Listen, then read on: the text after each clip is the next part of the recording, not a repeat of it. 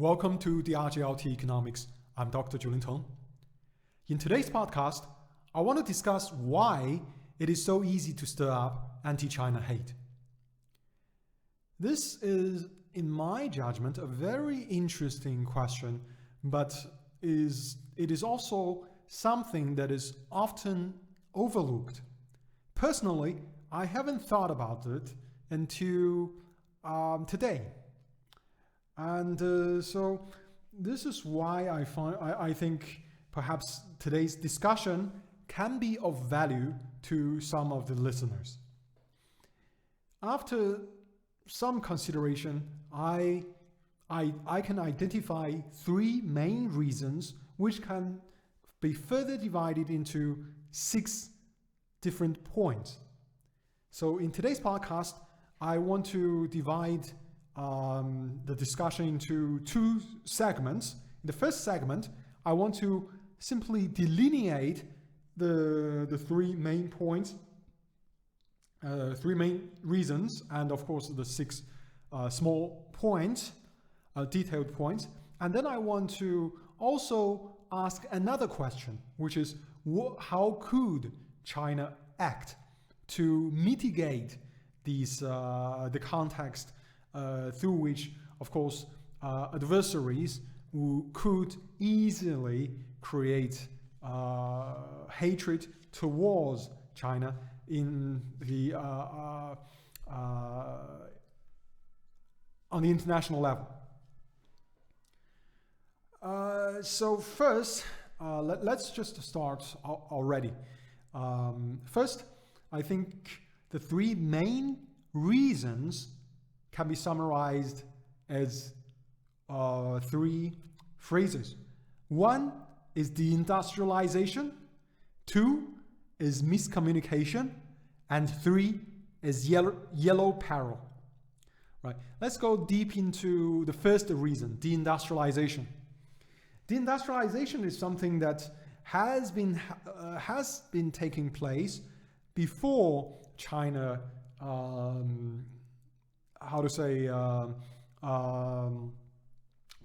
changed its policies. Deindustrialization actually started after World War II in most major economies in the West, and this is pushed by more efficient ways of doing business. It has been facilitated by advancements in transportation, and also a relative peace, a prolonged period of peace, also created the global environment for a lot of the Western economies to deindustrialize. So from a rational level, it is not really China's fault that these countries are deindustrializing. And indeed, had it not been for China, there would be a different substitute, different country or different group of countries who would be taking advantage of the situation and developing their own economies. Nevertheless, let's just go dissect this reason into 2 more detailed reasons. And one of them, let's call it reason A, which is race to the bottom. Racing to the bottom is a phenomenon basically in that a cheaper product that is made more inferior, one that is actually worse for the consumer in the long term, simply because the consumer wants to buy something that is more affordable or priced lower. They would choose the cheaper product, not knowing the differences, not aware of the sacrifices that they are making in terms of quality or in terms of long-term considerations.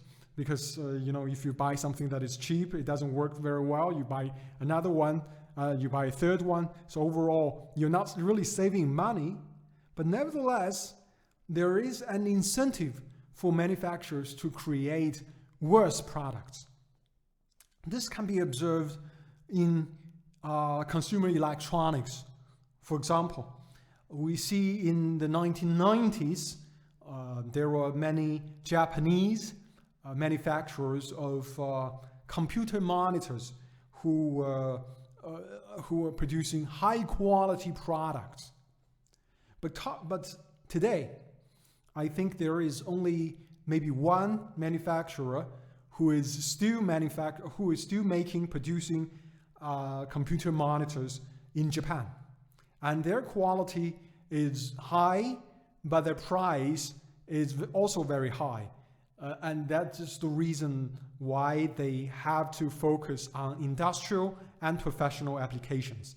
They're no longer making consumer monitors, consumer grade computer monitors, and the monitors that you buy today usually come with a large number of bright pixels, of dark pixels, basically manufacturing defects. And they may have a very beautiful spec sheet, but the real quality is missing. That is because consumers are continually rewarding manufacturers with low quality, and they are continually incentivizing the market to migrate to low quality, low cost products. And of course, beautiful spec sheet. Another example we can see in automobiles, cars. Mercedes-Benz was making some really high quality products in the 1980s. And in the 1990s, they faced intense competition from Toyota, because Toyota was able to make Lexus, the LS 400, in comparable quality in terms of ride, and comparable quality, and indeed, it turns out, superior drivetrain quality in terms of engine and transmission. But the cars were sold at half the price. And this basically meant that Mercedes-Benz had to find ways to cut costs. They reduced in I think the second half of the 1990s, they reduced the quality of their products.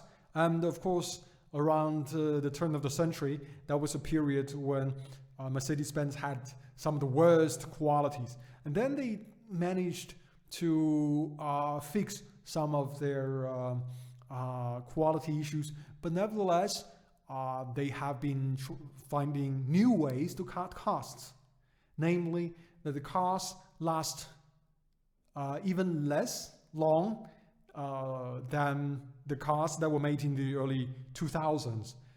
The cars that are made today are actually of lower quality, but they don't have so many immediate problems that cause them image PR problems during the warranty period. So this is race to the bottom, and we see that the period during which racing to the bottom was the worst is when China joined. Is after China joins the WTO. This is partly, in fact, primarily because there were a lot of low-quality manufacturing in China, and those low-quality manufacturers wanted to make money, and they are able to be competitive in an environment that where consumers prefer cheap goods than quality goods. So there are some foundation to this. There are some truth to this. The second reason, this is the second point of this deindustrialization, let's call it detailed reason B, is globalization. Globalization basically here is a little bit different than racing to the bottom, because racing to the bottom need not be a global phenomenon. It can be a regional or even national phenomenon. But globalization really pushed the supply chain, really changed reconfigured the supply chain. And this meant that a lot of the industries in a lot of the Western economies, they just face competition no longer from other companies with similar economic context, but also companies, their competitors with completely different economic context, right? When you are operating, for example, in a high tax, high regulation environment, and then your competitor operates in a low tax, low regulation environment, it is very difficult for you to compete. And this also is a very significant, I would say, part of the reason why China can easily be blamed. Because again, as China opened up its economy, this is the period in which globalization had been accelerating. So the same arguments can be made as reason A. So anyway, this is the first reason, deindustrialization. The second reason is miscommunication. Here there are three small detailed reasons. Number one, let's call it reason C. Reason C is that the Chinese, in general, the society, and I suspect many people, many officials, do not understand global affairs very well, quite so well, do not care to understand global affairs, and do not care to understand their major adversaries, namely the United States, the UK, and the European Union. And this is an observation that I have made, which is that there are people who may have been living in the United States, or in the UK, or in the European Union for years, and perhaps a couple of decades, but their understanding of these countries, their understanding of these cultures are still very much, I would say, in line, or let's say in line, I would say in line with a typical worldview that can be found in many colleges, universities in China. Not necessarily the official view that the Chinese government is pushing in the media, but it is a view that in universities you can easily find. And this, on the one hand, means that people are aware that the official narrative is not necessarily the most, the most reliable one, but they also, I think, are somewhat limited or are bound by ideas that they picked up in universities.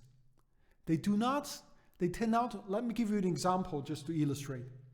And I surely can't go too deep in here, but an example is about the understanding of freedom. Now, I think for a Chinese person, it is very easy for them to buy into the narrative that is promoted currently by the Biden type of people, or AOC type of people, right? But it is not easy for the Chinese to understand that there are some other considerations such as personal freedom,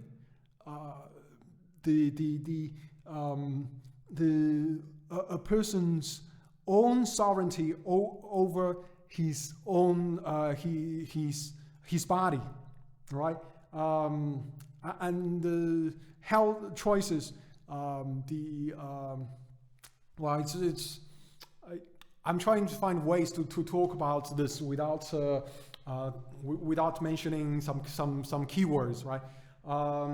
So basically, to have full control of a person's, for a person to have full control of his life choices, let's say, and these are not ideas that the Chinese can easily understand. Now, I can understand if a lot of the Chinese people don't agree with these points. They may say that these are anti-whatever people, or they may say that these people are anti-science, let's say, for example. But what you have to understand is that a person should be entitled to not trust in science. A person has the right to not trust in science. Why does a person need to trust in something as nebulous as science? And in fact, a real scientist does not blindly follow and trust the status quo of science. Galileo is a great example.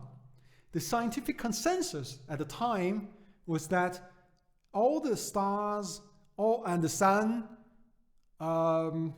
just rotated around the earth, and probably the earth was flat. For Galileo to suggest that the earth revolves around the sun, that was blasphemy. He was deemed insane. He was put in asylum, and he was never let out of. I think he was not put in asylum, but I think he was put into home confinement. He was never let out until he died. But of course, now we know that the earth does revolve around the sun, right? So the idea here is that you need personal freedom. You don't need to blindly follow what other people have said, right? You don't need to blindly follow the current consensus, the scientific consensus. Anyway, this may be a digression, but it's something that the Chinese don't really understand. And this is just one of the many examples. I think the Chinese people do not understand and do not seek to understand, do not care to understand some of these ways of thinking. Now, of course, you can see in the West many people who admire the Chinese approach, but the same type of people tend not to be the type of people who are free thinking. So this is the detailed reason C, and the detailed reason D. This is something that I'm not going to talk very deep because I don't want to. Because I want to put this podcast also on Chinese social media, right? But anyway, I think here it can be summarized as a level of secrecy that is not conducive to mutual understanding. So if reason C is about actively seeking to understand others, reason number D is about making it easy for others to understand you. But in China, there is this environment of close-mindedness. There's this level of secrecy in the among the elites, and there is this victim mentality, almost, I would say, similar to an inferiority complex, where the Chinese government officials do not want people to see, do not want people to see their decision-making processes. Now, this cannot be a right thing. This cannot be a right thing because whatever your ideology, a well-functioning government needs to be a government governed by logic. You can state your values, you can state your goals, and from your values and goals and the current environment, you deduce the actions to be taken to arrive from the current status to your goal, right? There must be a logical reasoning for actions that you are taking. And so for a well-functioning government, the degree of openness is essential. And I think this is something that is missing. And reason number E, which is the last point in the miscommunication aspect, is an obsession with money. I think the Chinese have an obsession with making money, and this is part of the culture, and an obsession with looking good, looking wealthy, appearing to be wealthy, and this is not necessarily good. It could be good, right? I'm not saying, let's say we keep an open mind. Maybe it is good, but it is something that not everyone finds easy to understand. And personally, I think this can be partly attributed to the stage of development of economic and social development that China is experiencing.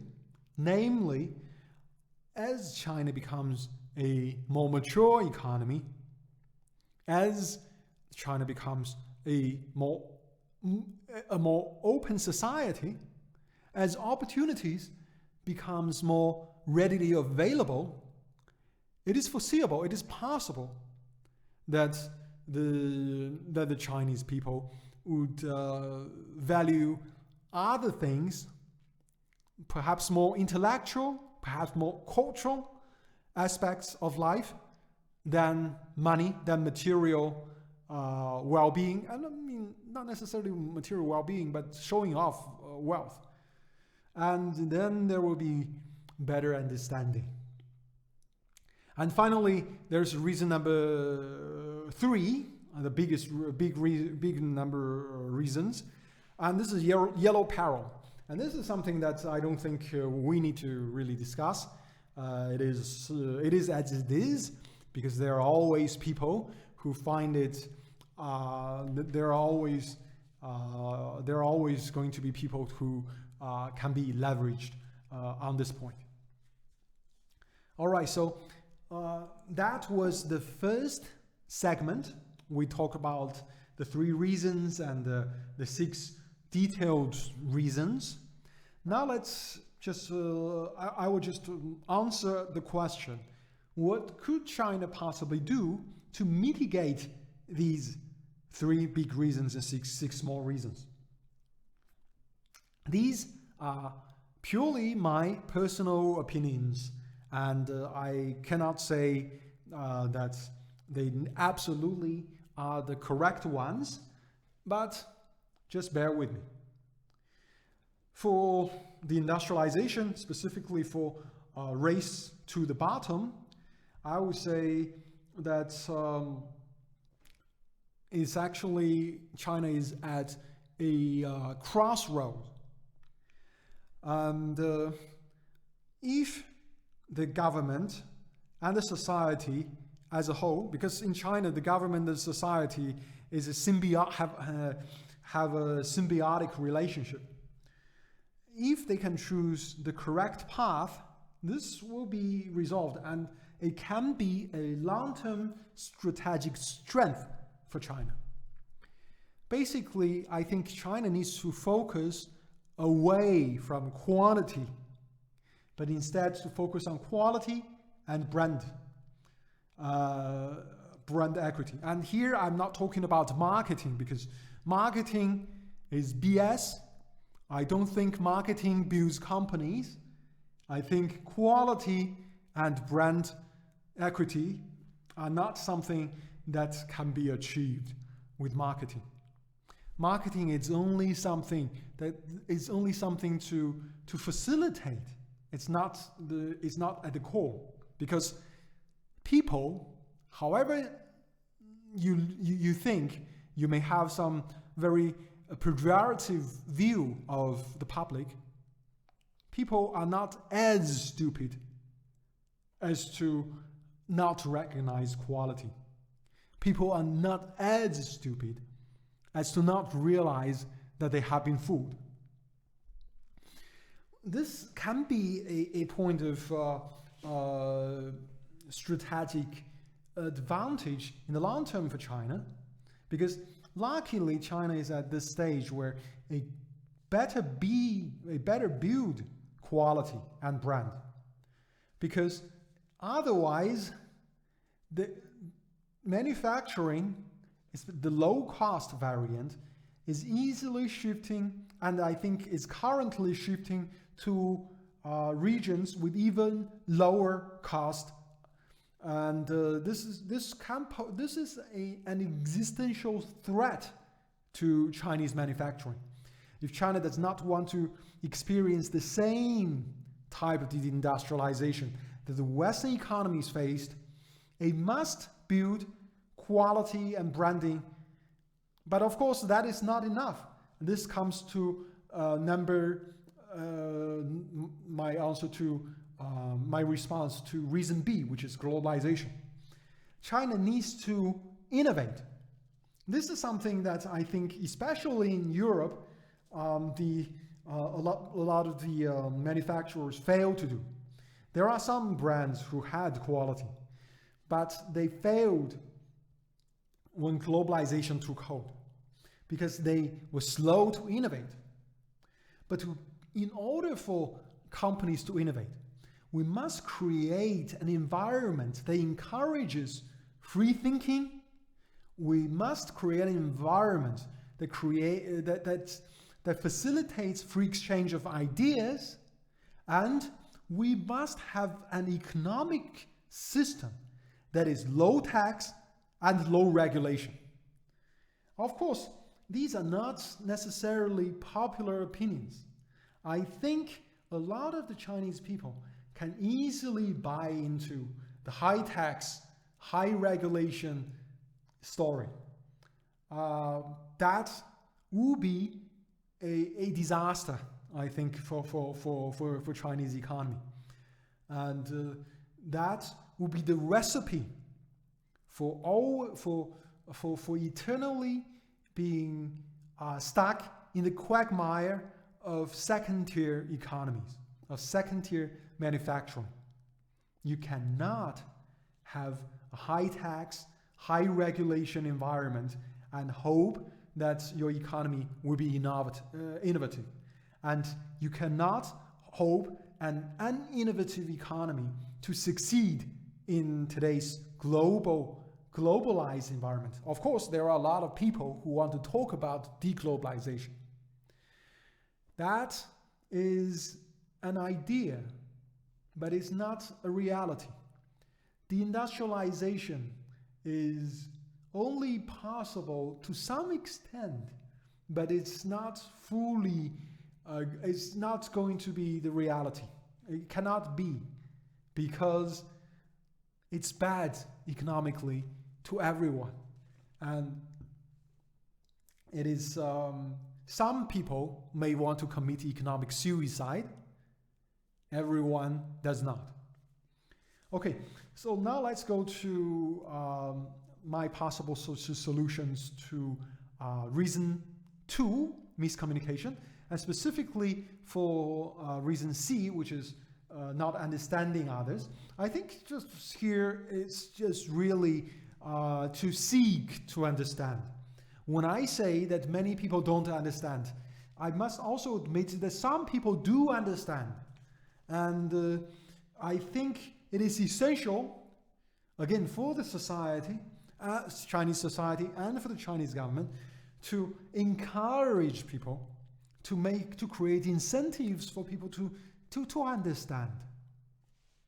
I have some ideas, but I think I will talk about that in some future podcasts, because this already is running long. And for reason D, here, I think, again, there's not a lot that I need to explain. I think just pointing out the problem already do somewhat the opposite already is a solution, which is to create openness, to create an environment of free thinking, and to promote certain values. I think this is a point that I really want to discuss. I think probably I will do this. I will discuss this in particular, in a separate podcast in the future. Values. Of course, we cannot be ideologues. China, the Chinese people had been, or let's say the Chinese government was highly ideological during a period of 2 decades, and it was disastrous. But not being ideological does not mean that you have no value, and especially marketable values. The United States wants to market values such as freedom and democracy. I think that China needs to have some values that it can market. Could it be innovation? Could it be openness? Could it be tolerance? Could it even be freedom? These are the questions that I think Chinese thought leaders need to really think about these things, right? These are the things they need to think about. Because you can have material attractions. And then that's fine. But on a certain level, the attractiveness of values, of soft power, is something that's irreplaceable. They have their unique places, right? It has its own unique place. All right, and reason E, which was about obsession with money, I think now the current Chinese government is already taking steps to do it. I think they are not necessarily motivated by the same reasoning, but I think they are motivated by reality, which is that growth at high rate cannot be sustained.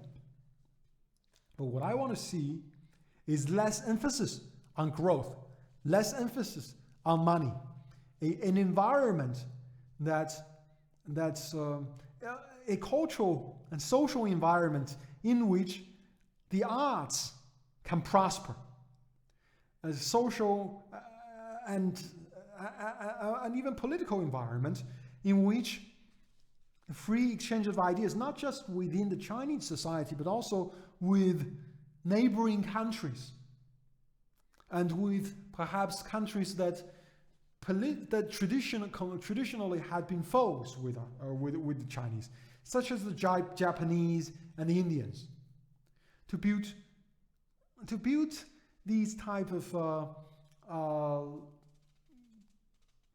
cultural exchanges, social exchanges, and then this enriches this enriches the society and creates more opportunities for further economic growth, right? So if you only focus on money, what you're left with is not going to be very good, and your growth will be limited. But when you focus on not just the economic exchange, but also social and cultural exchange, you can create an environment for which the economic growth can have a higher ceiling. Right, and finally there is this reason number 3, which was yellow peril. And here there is not much we can do. I don't think the Chinese government can do much. The only thing, I guess, is to build a strong military, and but not much else, and not much else needs to be done, because you actually probably can even take advantage of this, right? Because imagine a situation, imagine a status development where in the Chinese society there's an open mind, it's an open society. It has great understanding of, let's just say, the United States. Very great deep understanding of America, of their culture, of their society, and of course of their economy. And have close exchange on these issues, and close economic exchange, then all the benefits you can get, well, in the American society, suppose that there is a high percentage of people who, for reasons of yellow peril, refuse to understand. They refuse to open up. Then, in your mutual exchanges, China would have the advantage. So these are, this is today's podcast. I hope that this is of interest to some of my listeners, and to everyone who has reached this point, thank you very much. And of course, if you like this podcast, just click the like button, and you can also, of course, subscribe if you like to. Thanks, and have a great day.